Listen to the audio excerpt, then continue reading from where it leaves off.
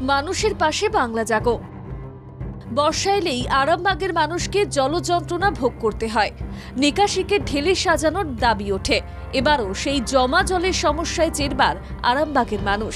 পুর প্রশাসনের নজরে বাংলা জাগোর প্রতিনিধি প্রথমে নিয়ে আসে, তারপরেই ড্যামেজ কন্ট্রোল করতে নজরদারি বাড়িয়েছে পুরকর্তারা।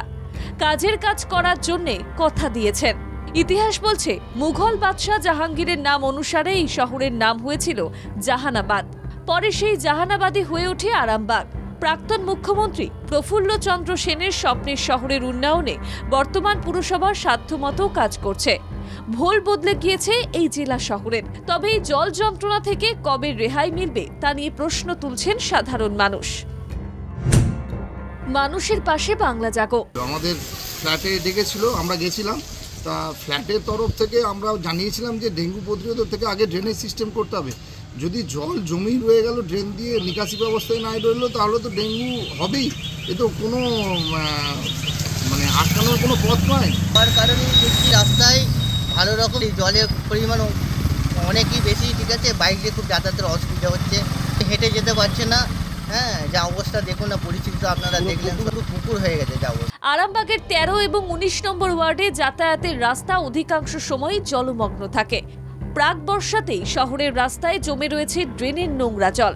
নিত্যদিন এই নোংরা বিষাক্ত জল পেরিয়ে যাতায়াত করতে হচ্ছে নাগরিকদের। তারা প্রশ্ন তুলছেন, এভাবে জমা জল থাকলে ডেঙ্গুর প্রকোপ বাড়তে পারে।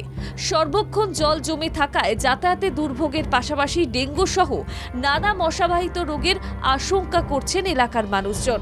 এই এলাকায় গড়ে উঠেছে একের পর এক অভিজাত আবাসন।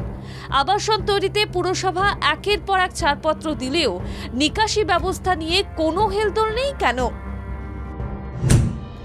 মানুষের পাশে বাংলা জাগো। আমরা নিশ্চয়ই একটা সমাধানের চেষ্টা করব, কিন্তু ওয়ার্ডের তো আমাদের কাউন্সিলর তো বিজেপি বলেন মানুষের পাশে থাকুন, মানুষের সেবা যাতে করা যায় সেটার জন্যই আমরা জনপ্রতিনিধিরা আছি।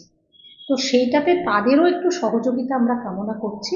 মানুষের স্বার্থে আমরা এই খবর তুলে ধরি। পুর প্রশাসন রাজনীতির রং না দেখে সব ওয়ার্ডের নিকাশি ব্যবস্থা উন্নত করার কথা দিচ্ছেন।